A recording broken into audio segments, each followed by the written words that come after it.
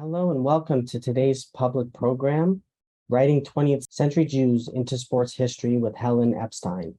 I'm Gabriel Sanders, public programs producer at the Museum of Jewish Heritage, a living memorial to the Holocaust. Now in its 25th year, the museum is committed to the crucial mission of educating our diverse community about Jewish life and heritage before, during, and after the Holocaust. As part of that mission, our programs illuminate the stories of survivors, broader histories of hate and antisemitism, stories of resistance against injustice, and more. Thank you for joining us today virtually. We hope you will visit the museum in person to see our new core exhibition, The Holocaust, What Hate Can Do, alongside our temporary exhibitions, Boris Lurie, Nothing to Do But to Try, running through November 6th, and Survivors, Faces of Life After the Holocaust, photographs by Martin Scholler. Learn more and find tickets on our website. We appreciate the vital support of our members so much here at the museum. If you want to get closer to the museum and enjoy exclusive programs, member previews to exhibitions, and free admission, you can explore museum membership on our website or email membership@mjhnyc.org. Closed captions are available on today's program. Instructions on how to turn captions on or off will be posted in the chat, in addition to the links I've mentioned. If you have questions for Helen, please put them in the Zoom Q&A box, and we will get to as many as we can at the end of the hour.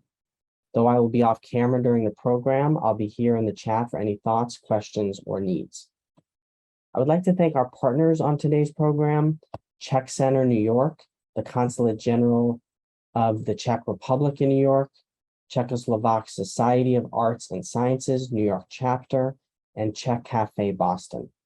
We really appreciate you joining us and supporting this event. Journalist Helen Epstein is the daughter of Holocaust survivor and Olympic swimmer Kurt Epstein. Helen has created a photography exhibit that is on view at the Terezin Memorial through the end of this month until November 30th. Today's program is an illustrated talk about the process of designing this documentary exhibit, starting with one artifact, her father's tallis, in which he was a bar mitzvah in 1917.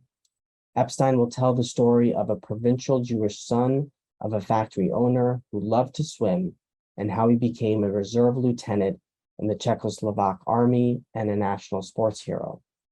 Born in Prague in 1947, Helen Epstein grew up in New York City, and while an undergrad at Hebrew University, was caught in the 1968 Soviet invasion of Czechoslovakia.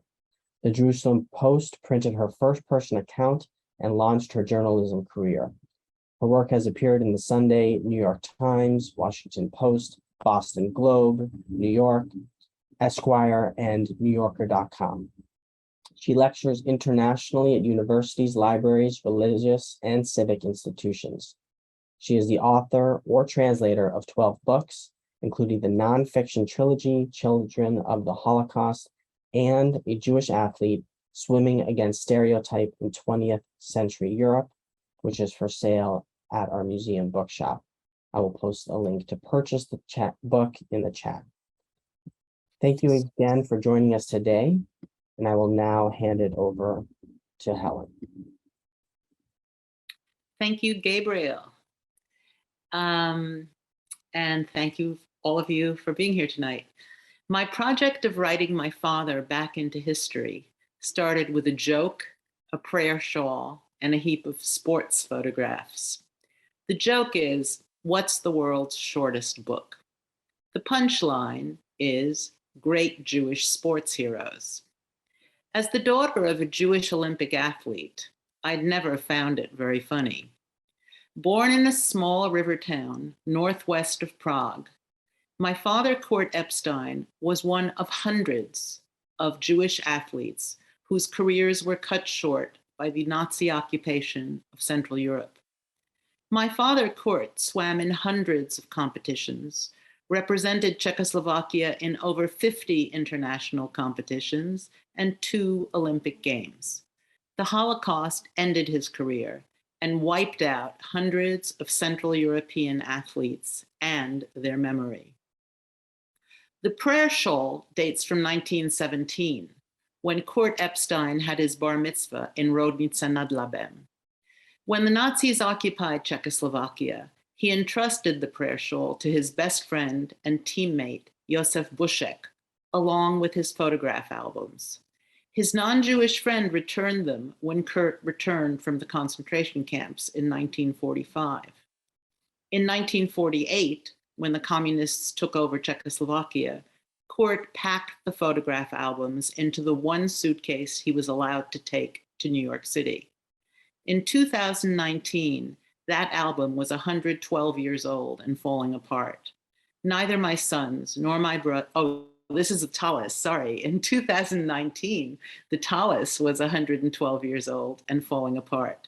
Neither my sons nor my brothers nor any of our children wanted it. I then learned that there were thousands of similarly tattered prayer shawl that no museum I asked wanted. That spring of 2019, I learned that the house in which my father was born in Rodnice had become a regional museum. First slide, Gabriel, please. I began thinking about creating a photographic exhibit around the Tallis, the Epstein family, and Kurt's sports career in the house that my grandfather built. Although their home was still standing and being used, the Epsteins, like many other pre-war Jews in Czechoslovakia, had been erased from modern Czech history, including its sports history. But throughout the Cold War, my father had served as treasurer of the peculiar New York-based Association of Czechoslovak Sportsmen in Exile in the Western World. I had what amounted to a small archive about him, his 2 official Olympic ID cards, a partial sports memoir he had written in Czech, an extensive correspondence with his former teammates, and over 100 hand-labeled photos and newspaper clippings. In 1974, he was one of the first Holocaust survivors to audio tape a testimony funded by the National Endowment for the Humanities. I had a copy of that recording, spoken in his heavily accented English. So, after consulting many curator friends, I emailed the director of the Rodnice Museum, cold. I explained that I was the daughter of Kurt Epstein, born in the building where his museum was situated, and the granddaughter of Maximilian Epstein, who had it built. I suggested that I curate an exhibit about the family.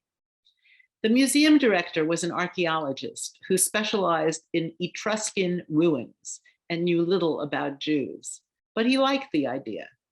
In September of 2019, I flew to the Czech Republic to discuss the exhibit with him and with the director of the Terezín Memorial, which is only 15 minutes away by car. My father's prayer shawl, we decided, would be the centerpiece of the exhibit, surrounded by family and sports photos. I would write a wall text supplemented by data from Terezín. The project would be co-sponsored by the Regional Museum, the Terezín Memorial, and the city of Rodnice. We didn't discuss money. We didn't even sign a contract. Next slide, Gabriel, please. For nearly 2 decades, until the Nazi occupation interrupted his career, my father was a national sports hero in Czechoslovakia. He coached hundreds of swimmers, including a girl who would later become my mother. And he served as a role model for a younger generation of Jewish men.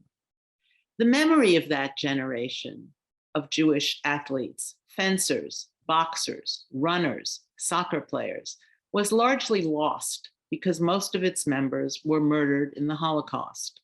But Jewish scholars, as sociologist George Eisen has pointed out, are also to blame.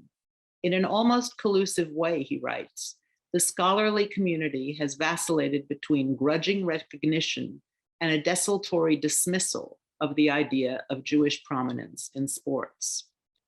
Kurt's attraction to sports was typical of his generation of Czech and other Central European Jews, but any sporty prototype of a Jew has been overshadowed by several others.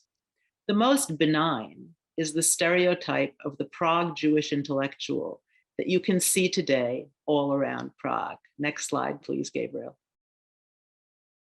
Franz Kafka, according to his friend Max Brod, was actually a health nut who hiked, sunbathed in the nude, and swam whenever he could. But in contemporary Czech culture, he is seen as an icon of the solitary, neurotic, sexually inhibited Jew, far more at home indoors than outside, a coffeehouse Jew who devoted his time and energy to developing his mind rather than his body. Next slide, please.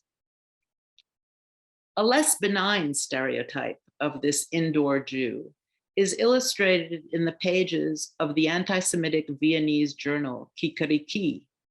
Whether he owns a small shop, is a player on a stock exchange, or works for a newspaper, this Jew is obsessed by the acquisition of money.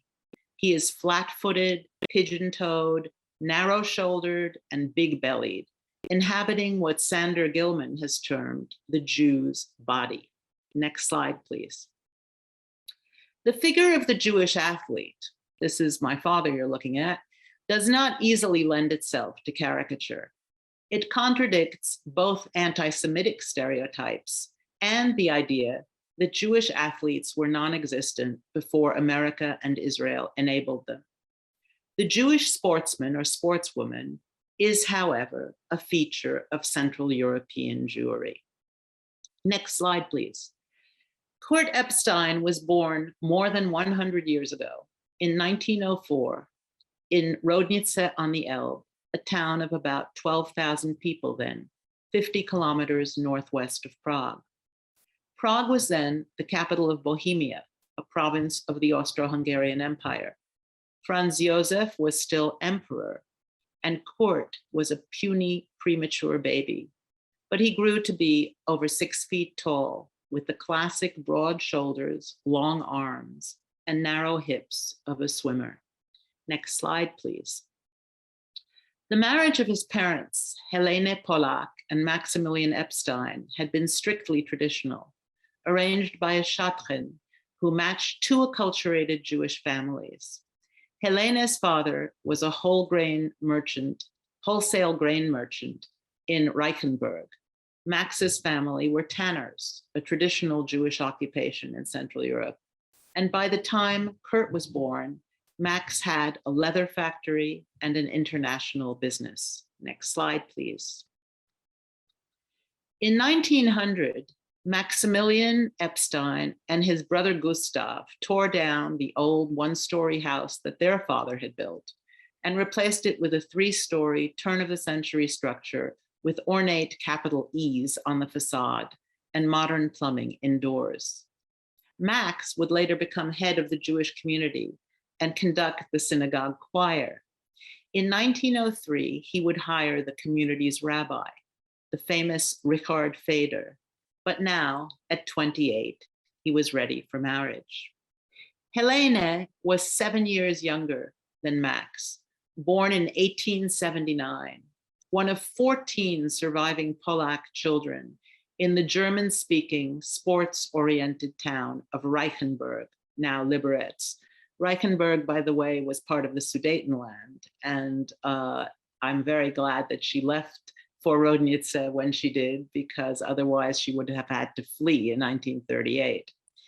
As an upper middle class girl at the turn of the century, she benefited from the various reform movements in dress, women's rights, education, physical culture, and Judaism. Although she arrived in Rodnice with no knowledge of Czech, she spoke only German, Helene soon learned the language and changed her name to Helena. She gave birth to Erich in 1902, Kurt in 1904, and Bruno in 1908. Next slide, please.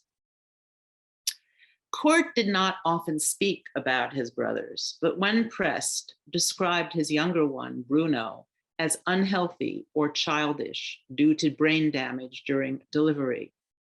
It always seemed more likely that his younger brother was born intellectually disabled, a source of shame and embarrassment that marked my father's life in many ways. Bruno, according to a school teacher I met later in Rodnice, was regarded as the village idiot. The teacher confessed that he himself, as a boy, had thrown stones at my uncle and felt compelled to apologize to me over 50 years later. The worst consequence of Bruno's disability was that in 1938, when Max obtained visas for his family to leave Czechoslovakia for Palestine, Bruno did not qualify for a visa. Helena refused to leave without him. The rest of the family refused to leave without Helena, and all the Epsteins but Kurt were murdered by the Nazis. We were a well-to-do, assimilated family, Kurt said in the testimony taken in 1974. Next slide, please. The family employed a cook and a nurse, a German tutor and violin teacher. The family were Zionists, and the boys deposited part of their spending money every week into a blue box at the foot of the staircase. In the Austro-Hungarian Empire, religious instruction in elementary school was obligatory 3 times a week, and Kurt studied Hebrew, the Jewish cycle of holidays, and Jewish history with Rabbi Feder, who came to the school. Every year, the parents traveled for vacation to Carlsbad. Every summer, the family vacationed on the Baltic Sea. Back to Helena, Gabriel. Helena, as she was now called, had turned 20 just before the turn of the century. And like many bourgeois girls of her generation, Jewish and non-Jewish, she rode and skated as well as swam. Next slide, please. Reichenberg was known for its mountain, which boasted a sledding course and ski runs. The first modern Olympic Games took place in 1896, and several Jewish participants had won medals. Helena would have known about this, and it was she, not his father, whom Kurt Epstein credited with encouraging his interest in sports. Next slide, please. I love this slide. If you look very carefully, you'll see Jewish stars at the center of the wheels because apparently the manufacturer was Jewish. By 1910, when Kurt Epstein was 6 years old, training in gymnastics and participation in sports had become the norm for many Czech children, girls and boys, Christians and Jews, children of factory workers, as well as children of factory owners. Rodnica was on the Elbe River, and early on, Kurt began to swim in it. Any mood can be improved by a good swim, I remember him saying. And he also connected swimming with proof that Jews were as athletic as everyone else. He sometimes recalled that he had organized a group of friends to swim because other boys threw stones at him when he went alone. In 1990, when I visited Rodnice, Vladimir Paudera, a former neighbor, confirmed his account. We had a swim club when we were little, he told me.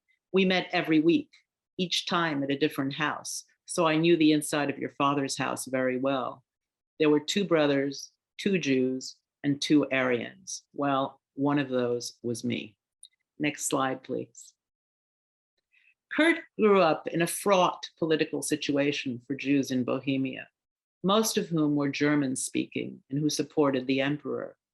Although 42 years old in 1914, his father, Max Epstein, volunteered to fight for the monarchy in gratitude for the Habsburg policies that had brought Jews emancipation and prosperity.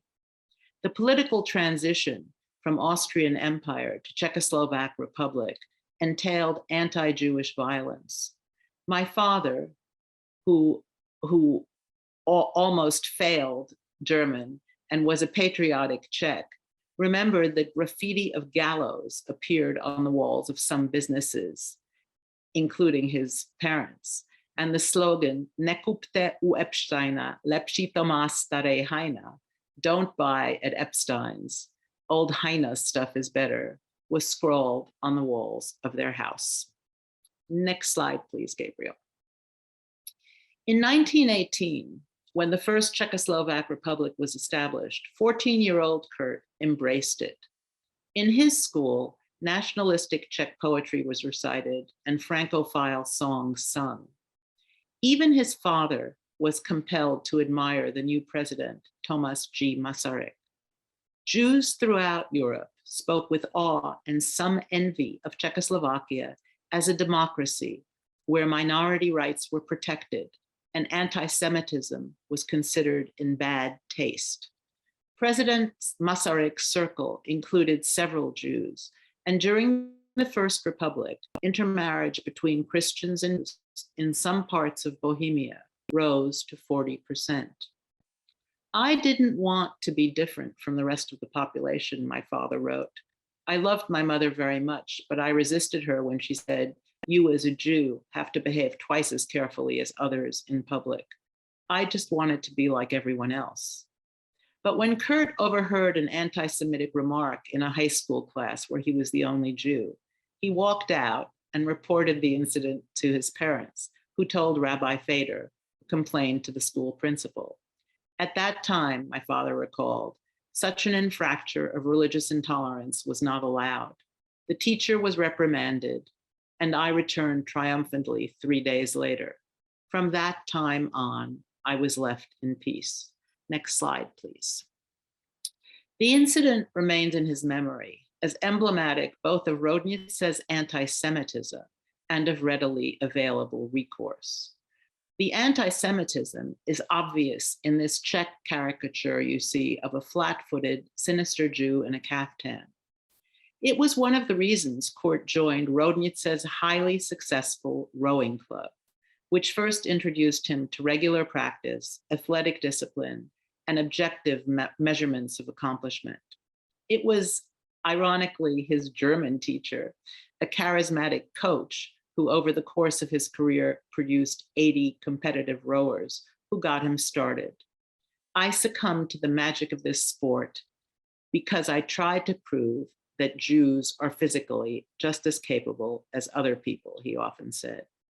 Rowing made him an asset to his school, and Kurt soon began to think about competitive swimming. The group that swam together followed newspaper reports of races in Prague, invested in a stopwatch, and clocked their own times. They enrolled in the next race since they were not much slower than the Prague swimmers. Kurt then won in the 50-meter breaststroke, and the group formed the Independent Swim Club of Rodnice, and Kurt decided to abandon rowing and pursue competitive swimming. Next slide, please. His doting parents encouraged him. That's a photograph that was taken at Carlsbad. Their eldest son, Erich, was studying at the German Business Academy in Prague and would take over the family business. They thought Kurt's talent in sports should be cultivated. At that time, very few sports, boxing primarily, could be regarded as life careers. Rowing, fencing, running, even soccer were considered amateur stuff, for lovers of the thing itself. Athletes were expected to pursue their sport for the rest of their lives, but also to have careers as physicians, lawyers, engineers, and businessmen. Advertisers like this chewing gum company, next slide, please, were not yet capitalizing on the selling power of sports. According to scholar Claire Nolte, the Czech lands were home to the greatest density of sports clubs in Central Europe during the first decades of the 20th century. Thousands of Czechs joined the national sports organization Sokol. Czech Jews joined it too, although many preferred to join the local branches of the Maccabi, the international Jewish sports organization. Next slide, please. Sorry, that was Johnny Weissmuller that you saw as Tarzan. I skipped a paragraph there. Athletes were already going into the movies at that point. So now you're looking at Max Nordau. In 1898, Dr. Max Nordau had called for a, quote, muscular Judaism at the Second Zionist Congress in Basel. A physician and one of Herzl's earliest supporters, Nordau did not coin this term from scratch. The idea of a muscular Christianity had originated a few decades earlier in England. And 3 years earlier, German Jews living in Constantinople had established the first Jewish gymnastic club. Bulgarian Jews had founded a second in 1897. Nordau, in 1898, elaborated on his call for a muscular Judaism in a succession of venues. Writing in the Jüdische Tourzeitung, the Jewish gymnastics newspaper of June 1903, he argued that a muscular Jewry had existed in ancient times, but over the centuries had been destroyed. At the beginning of the 20th century, Jews were by many measures, including lifespan, infant mortality, and alcoholism, the healthiest group in Europe. Yet the sickly Jewish stereotype persisted not only in German and Czech, but in Jewish collective consciousness. Next slide, please. Franz Kafka himself reportedly said to a friend, "It still lives in us all. The dark corners, the secret alleys, shuttered windows, squalid courtyards, rowdy pubs, and sinister inns of the old ghetto. We walk through the broad streets of the newly built town, but our steps and our glances are uncertain. Inside, we tremble just as before in the ancient streets of our misery. Our heart knows nothing of the slum clearance which has been achieved in Prague. The unhealthy old Jewish town within us is far more real than the new hygienic town around us." When I asked my father in the 1970s why he had chosen to become a competitive swimmer, he replied, as though it went without saying, "Swimming was the best sport for Jews because you didn't need physical power as much as willpower and endurance.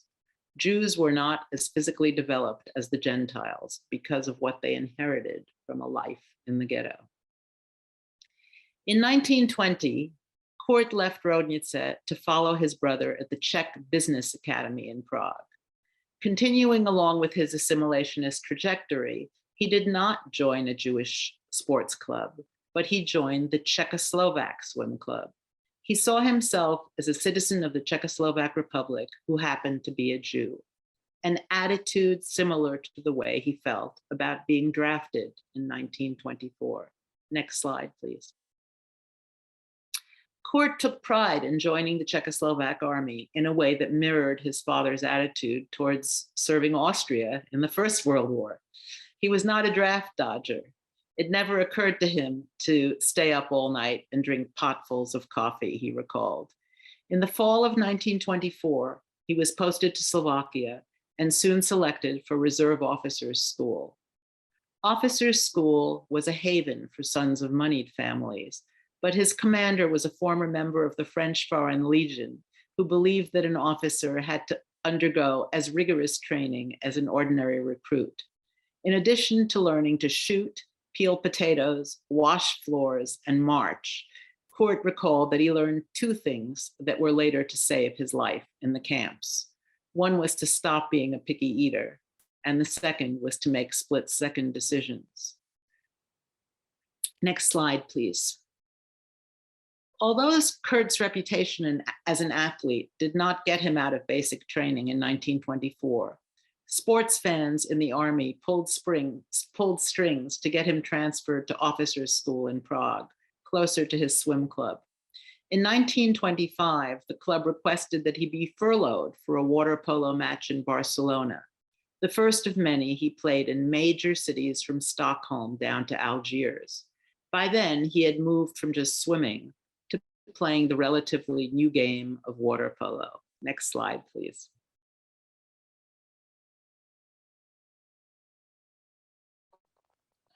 Water polo developed in Scotland as aquatic rugby in the 1880s and soon spread to Central Europe.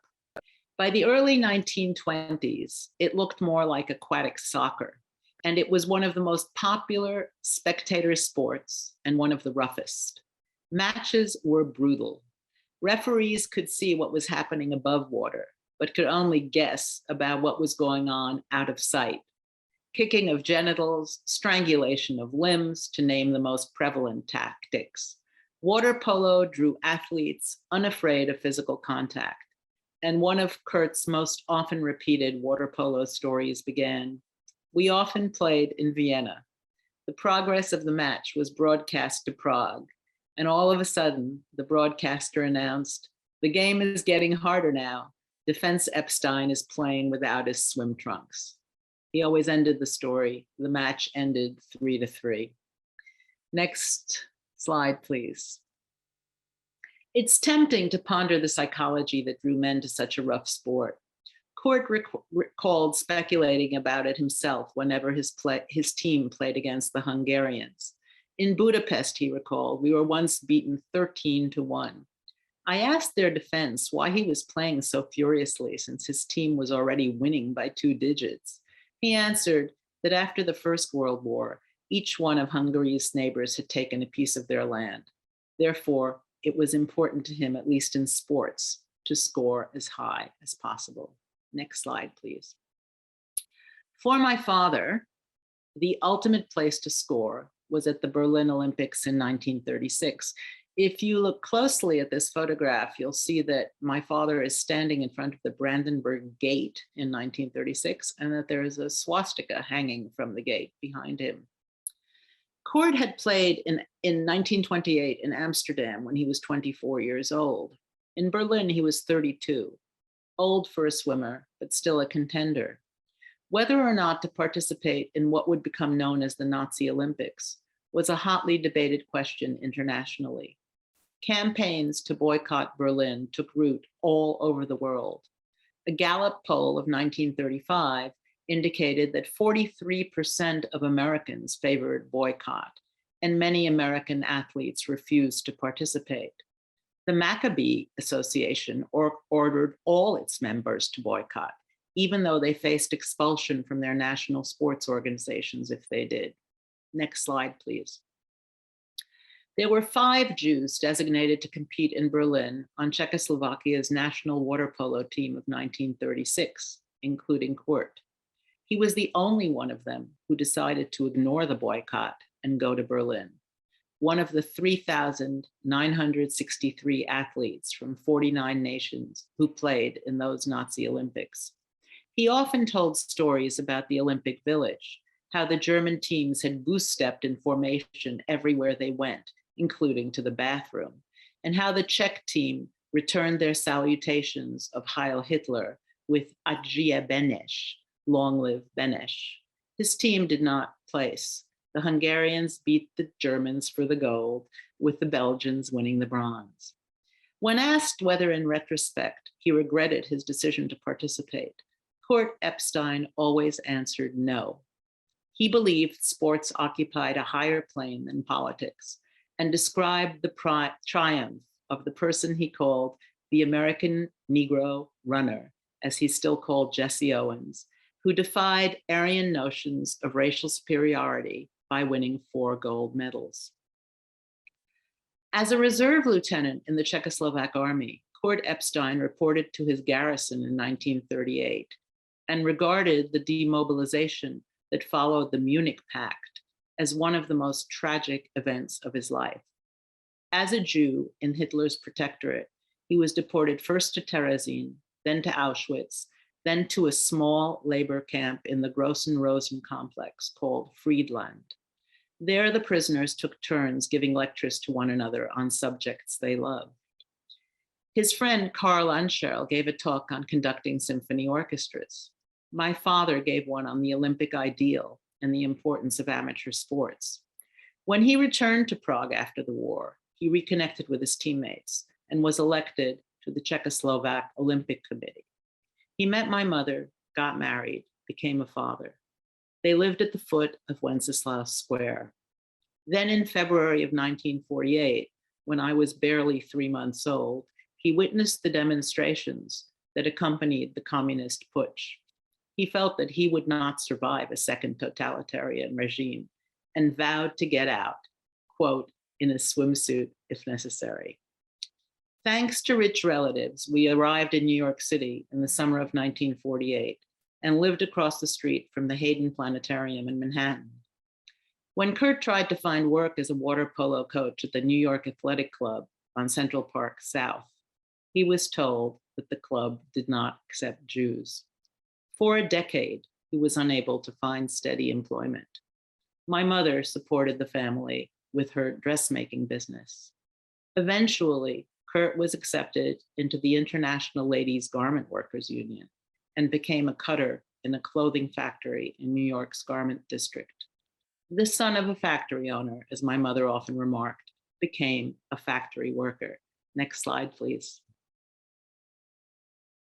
Throughout the Cold War, he maintained a weekly correspondence with his best friend and former goalie, engineer Joseph Bushek, a Czech Christian who had remained in Prague. Kurt corresponded with a network of Czech athletes in exile, living in Australia, South America, Israel, and Europe. He read the sports section of the newspapers every day, following swimming, tennis, and ice hockey, and never lost his belief in the international brotherhood of sports and his right to define his own place in it. He also kept in touch with the survivors of the Jewish community of Rodnice and with his childhood rabbi, Dr. Richard Feder, who survived the Holocaust to become a national figure. Dr. Feder, whom my grandfather Max had hired and whose wife and children were murdered in the war, had become a national icon in Czechoslovakia by then. And it's perhaps appropriate to end this presentation with an extract of a letter he wrote to my father in 1939. "We suffered a great deal," he wrote, "and there are so few of us left that we get completely lost in a crowd and have become quite insignificant. Even today, many of us are dying from the consequences of our suffering. We've become reserved and have almost stopped going to coffee houses. In former times, people would say that the Jew was created for the coffee house. Today, that's no longer true. I'd like to know if in New York, Czech Jews somehow get together and if they stick together to some degree and are close to one another." In fact, in mid-20th century New York City, my father socialized with Czech refugees as well as athletic Viennese and Hungarians. Some were Jewish, some were not. All were refugees from either Nazism or communism. They saw one another often, not in coffee houses except at Claire's, but at the Central Park ice skating rink, on ski slopes, in state parks, at concerts, and in one another's homes, where they ate rich pastries and argued over history and politics in a way that would have been impossible in communist Prague at the time. Although Kurt Epstein never expressed any doubt about his decision to become an American, Czech remained his primary language, and he never gave up his identity as a Czech Jew. In his will, he specified that the Czech national anthem should be played at his funeral. It was. I think he would have been amazed to see an exhibit dedicated to his memory in the Czech Republic, and I'm now working to bring it elsewhere, I hope, including to the United States. Thank you, and I look forward to your questions. Thank you so much, Helen. So for everyone joining us, you can put your questions in the Q&A box if you have them. You can also post them in the chat. And we will answer some.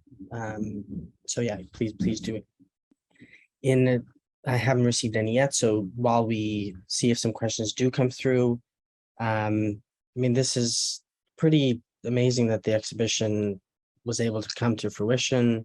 How has that been? And I'll ask a few questions, for you to see this in Terezin, to be a part of it. I'm sure, it's been a really wonderful experience for you to be able to be a part of making this exhibition happen. I'm just wondering, how that's been for you to see it come to fruition. Well, it's been amazing start to finish. I started working on this, of course, before the COVID epidemic. And the exhibit opened first in my father's house. And I wish I could have gone to see it there because it would have been very powerful to see it there. But there was no way I could travel at that time. So I waited until the second version of it opened in Terezin. And I was there last month to see it. And it was just amazing to me. it was amazing because today's technology really allows for incredibly vivid photographs. And of course, because it was at Terezin, they were able to mine their archives and provide all kinds of data and photographs that I didn't have available. So it was an amazing experience. It was nice to be able to write the text, even though I had never written a museum text before.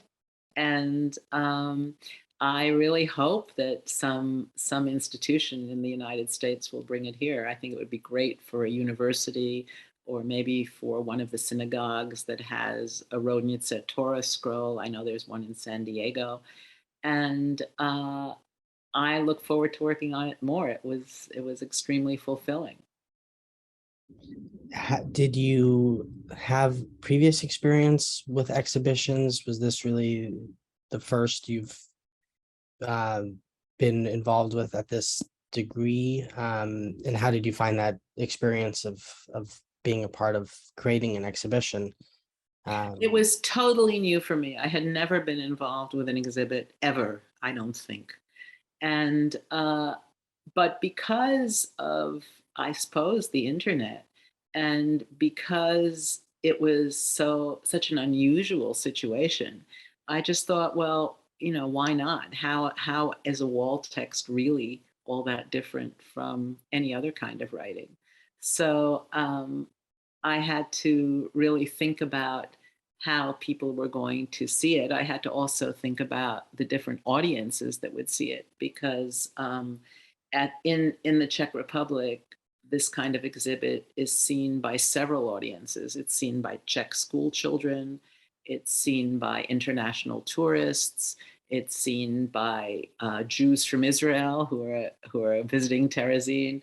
It's seen by all kinds of people. So I had to think about the audience, which is something I don't usually think as much about. But otherwise, it was an amazing amount of fun, and I just wish it's not. I hope it doesn't end at the end of this month. so in line with that, do you have future plans to, either continue it there, bring it elsewhere? Is that something you're looking into? Yes, I'm looking into that. The American Embassy in Prague is interested in it.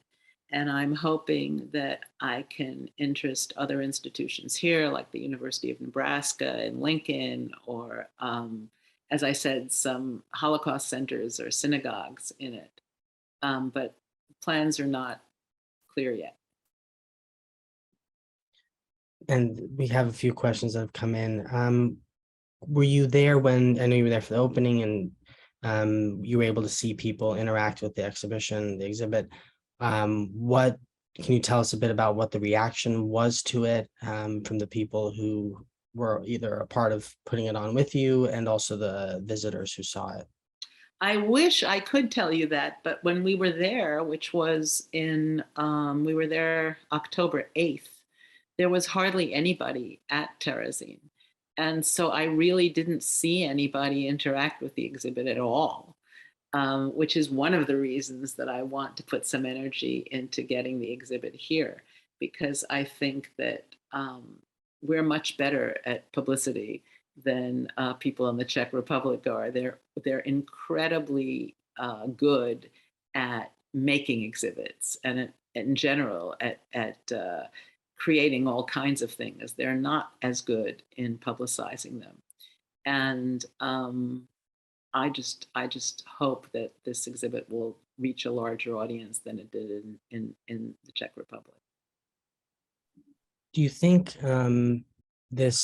the way that you've designed it, and is a fitting way to tell this story? I know there's lots of mediums to be able to do it. Do you feel an exhibition is an adequate way to tell the story of your father, and for other people who are, you know, it takes an extraordinary story to do something like this.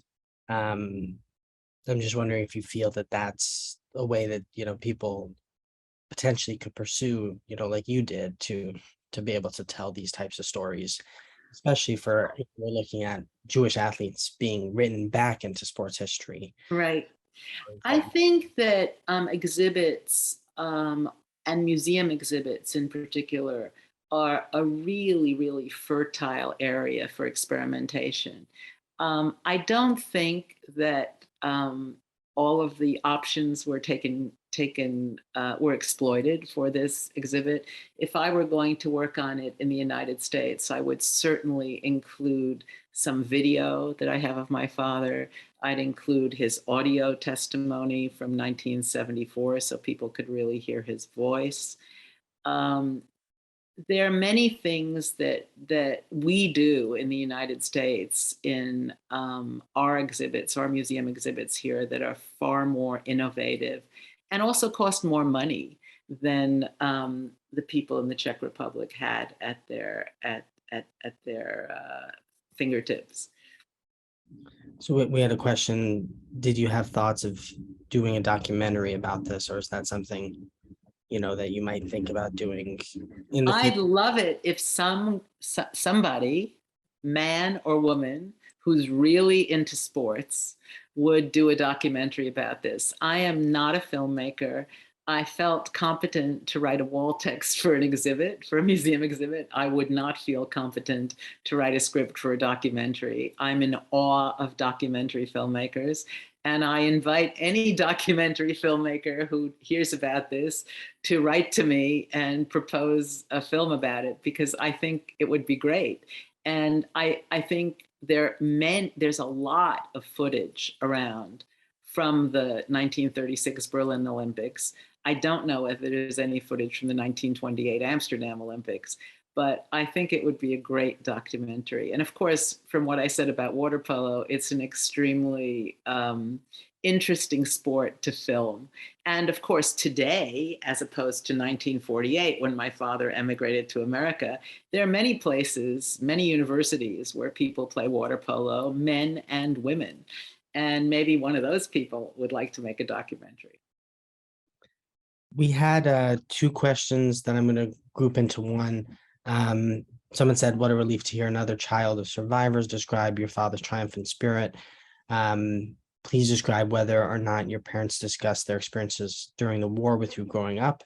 The other question was, "Did your father speak about his experiences in the concentration camps in the Czech army while you were growing up?" I would say in the range of survivor reactions to the war, with silence on one end and endless talking about it on the other, my parents were in the middle. And my mother talked much more than my father.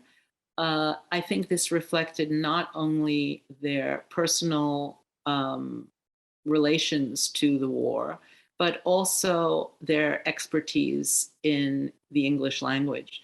My father was 44 years old when he came to America, and like many provincial Czechs, the only language he spoke was Czech.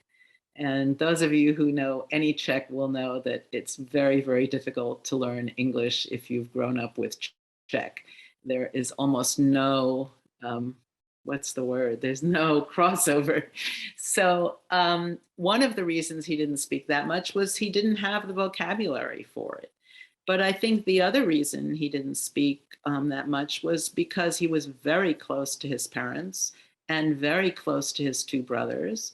And I think that he had extremely complicated feelings about his younger brother, and also a bit of lingering shame about his younger brother, Bruno.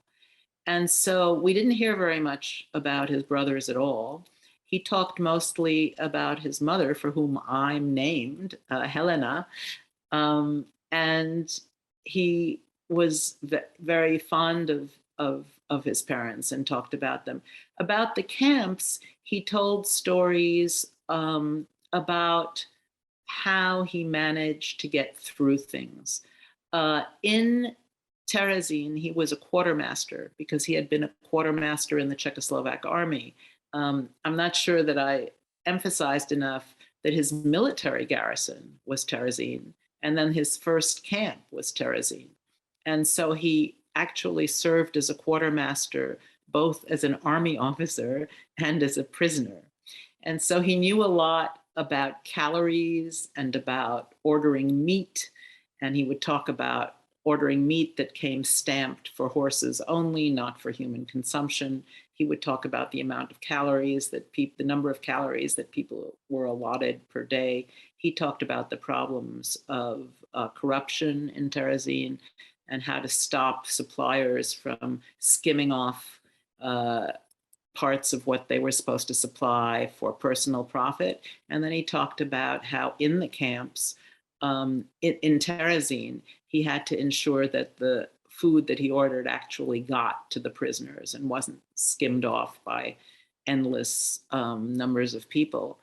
And I have to say that when I've traveled and lectured about both my mother's and my father's experience in the war, I often meet people who knew my father in Terezin, and they always tell me that he behaved in Terezin the same way he did in the streets of Prague, as a very fair sportsman and as a gentleman.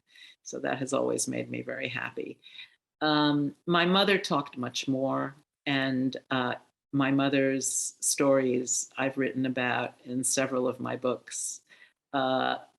This year, I even had her book, the book that she wrote in 1974, published in Germany.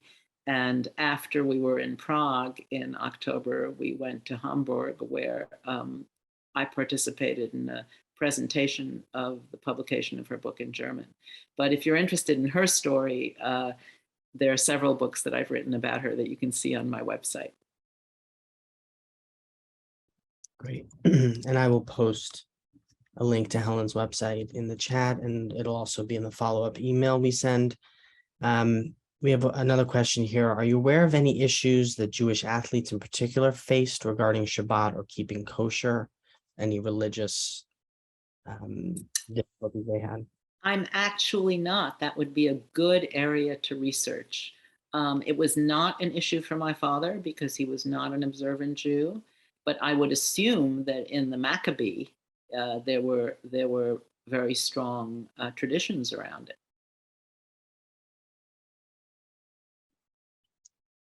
Okay, let's see. I think that answers our questions. So if you have any others, we have a couple minutes, we could answer a few. One more question came through just about your own personal. Are you, I'm sure, you know, you've said this about your father. Are you and your brothers into sports? Did that follow down through? We were dragged to every kind of sport. I mean, I went to Madison Square Garden as a child. I went to ice hockey games. I went to basketball games with my father. I was taught to play every sport you can imagine. It did not take with me. However, both of my brothers are amateur athletes. Both of my brothers are skiers, and my middle brother, Tommy, is a tennis player. At 70, he plays tennis several times a week. And he's now also a golfer. And my brother David is also on the ski slopes most of the winter, even though he's a retired man. So the two of them really became athletes and have often said that had they grown up anywhere besides Manhattan, they might have gone into competitive athletics. Their children are also athletes. My children liked athletics, but one of my sons is a badminton player, competitive badminton player. And the other one, as far as I know, is not athletic at this point. We have one final question. Did you encounter a lot of people, maybe when you were presenting the exhibit or maybe in your research too, that were still surprised about the idea and the history of a Jewish athlete? No, actually, I didn't, because in the Czech Republic, it's known that Jews were very much part of the history that more recently of Jewish athletes, but it isn't in the books. And it's more, I think, of an American idea here that Jews somehow don't excel in sports. And it's really odd because in our lifetimes, we've seen lots of Jews excel in sports. And yet the scholarship hasn't caught up with it. And the public perception hasn't caught up with it. And it's a very odd thing. I don't really understand it. I in addition to encouraging somebody to do a documentary about all this, I would encourage doctoral students who have interests in this area to do some scholarly work in this and try and figure out what's the story here. You know, why is Jewish perception of Jews in sports lagging behind the reality?